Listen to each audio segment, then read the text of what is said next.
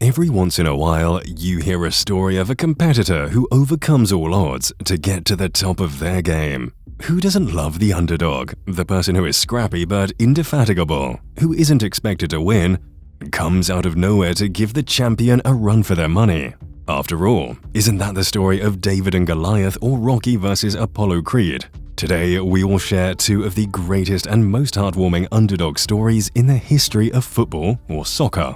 Welcome to Facts Fanatics. We are dedicated to bringing you the most interesting and shocking true stories from the pages of history. We will share with you two stories from the game of football, otherwise known as soccer in the United States. Today's true and inspirational stories are about the 2004 Greek national team and the Wimbledon Football Club. Their stories remind us that there is greater power when we all work together to overcome adversity. We may not be a superstar in our field, but with the power of teamwork and grit, we can beat the superstar at their own game. Oftentimes, the story of a group of teammates who are willing to sacrifice is the bond that holds us together. Without further delay, let's talk about the Greek national team of 2004. The Greek national football team, also known as the Ethniki of Greece, was never expected to make the 2004 Euro Championship Cup hosted in Portugal. Over nearly 100 years of football championships, the Greeks were awful. The Greeks had last only made the international tournament 2 times since 1934. And on those occasions, the Greeks barely survived their encounters with powerful national football teams from Europe, such as Spain, Portugal, and Germany, not managing a single win. Having only failure as a legacy, the Greeks decided to make desperate changes in the years leading to the 2004 Euro Championship. The Greek Football Association hired Otto Rehagel, a former central defender. Rehagel was able to unite the divided Greek football clubs. He decided to create a squad that wouldn't be beautiful, but strong like the Spartans that had come before them in history. His gambit worked in the qualifying stages leading up to the championship. Rehagel's men scored only 8 goals in 8 qualifying games, but they defended like an impenetrable wall, allowing only 2 goals in those same 8 games. Rehagel was determined not only to reach the championship tournament, but to win at least enough to get to the quarter-finals. Truth be told, many of his players were hoping that they would win a single game. As the initial elimination groups were announced, all of Greece wept tears when they heard Ethniki were in the less-than-ideal matchup of Group A. Group A included Greece, Russia, and 2 European soccer powerhouses, Portugal and Spain. Greece was given 150-1 odds of winning the tournament. To add to Greece's misery, the first match opener was against Portugal, who was one of the favorites to win the tournament. No team in Euro history had beaten the host in the tournament's first match. It seemed that even Rehagel's tough defense was going to be outgunned at the Estádio de Dragão, Portugal's 3rd largest stadium. As the first match commenced, the normally defensive-minded Greeks came out strong. They chose to go on the attack against Portugal, and soon the Ethniki's own Georgios Karagounis capitalized on a disastrous first touch by Portugal's Paulo Ferreira to put the Ethniki ahead 1-0. Karagounis jumped into the arms of his countrymen, celebrating with the now united traveling Greek fans. The nation was relieved of the burden of international embarrassment. All that was left was for the Greeks to win their first tournament in history. In the second half, the referee awarded a penalty to Greece after a poor tackle by Cristiano Ronaldo, the substitute. This allowed Greece to go up 2-0 against the favorites. At the end of regulation play, the Greeks remained ahead, and despite Cristiano Ronaldo's overtime goal, the Greeks managed to squeak out their first championship football tournament win in history. The second game against the Spaniards did not go as well. Nevertheless, Rehagel's men gained a point when they tied Spain. They were in a great position to win their group and make it to the quarter-finals, as long as they tied or beat Russia. Alas, in the third game, fortune was not with the Greeks. They lost to Russia. Luckily for the Ethnikis, Spain had scored fewer points in the group stage, and the goddess Tyche smiled upon Greece again, allowing Rehagel's men to proceed to the quarter-finals for the first time in history. In the quarter-finals, Rehagel's men demolished the French in the same way they had qualified to enter the tournament.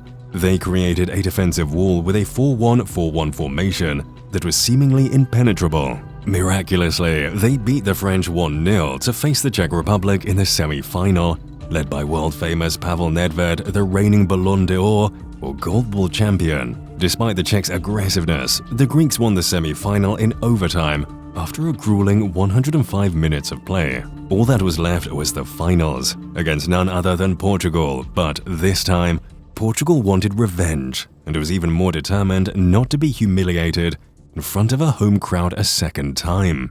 The final took a similar path to the prior clash between Greece and Portugal in the first round, a mere 22 days prior, with Greece's defense forcing the Portuguese to make long-range speculative moves. It was either a set piece from Greece or a single act of brilliance by one of Portugal's stars that would have the power to transform this game. At the end of the game, Greece, like its Spartan forefathers before, would be left standing with a 1-0 win. Many would remember the cheers of a young Cristiano Ronaldo, but for one glorious night, the millions of fans in Greece roared out in joy, fired fireworks, and celebrated like no other time in modern sports history. Because not only were they in disbelief that the Ethnikis could do it, but they in fact did it.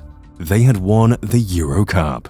For 3 weeks in the summer of 2004, while a 19-year-old Ronaldo or a 23-year-old Thomas Rosicky held fans captive for those 3 weeks, it was only Greece's unlikely road to victory that is still fresh in our collective memories almost 20 years later. Wimbledon Old Central Football Club was formed in 1889, gaining its name from the school on Wimbledon Common, where players had been pupils. In May 1905, the team decided to drop Old Central from the amateur club's name.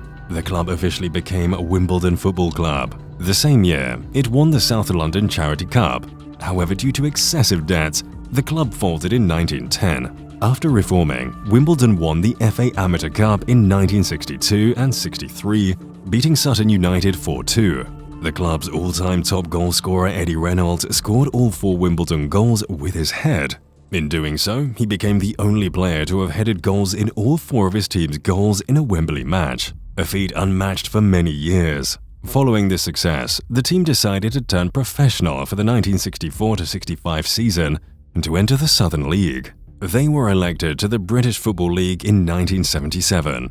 Wimbledon eventually scratched its way to the top flight of soccer.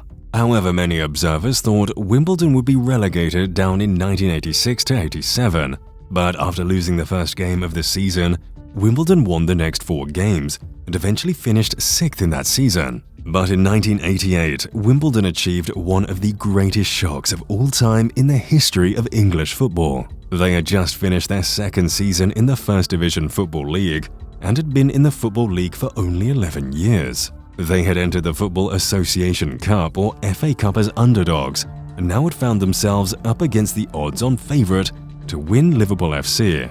Liverpool, the champions in the top Division 1, had just come off winning the crown. They were unstoppable giants of English football during the 1980s.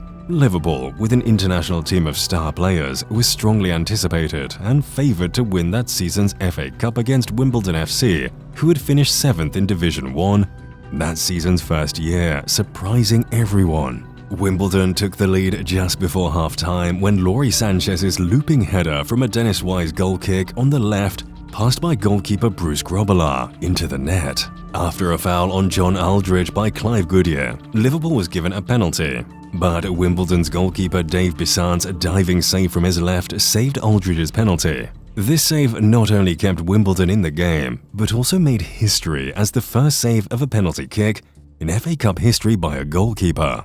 After considerable pressure from the superstar-laden Liverpool, the ragtag team from Wimbledon had just been happy to make it to the First Division, won their first major trophy, and had one of the very few upsets in FA Cup final history. Not all Davids are going to win, but neither are all Goliaths. An underdog team can win, as long as they work together as a team. Their story is an inspiration to all of us to drive towards our goals. We can't control the competition, but we can control our efforts as a team. It doesn't matter if you're starting at a disadvantage. As long as you put in the hard work and stay focused on your goals, you can come out on top. Thanks for watching, and if you like this video, please like and subscribe so that we can bring you more stories like these. Also, please let us know of other underdog stories that moved you.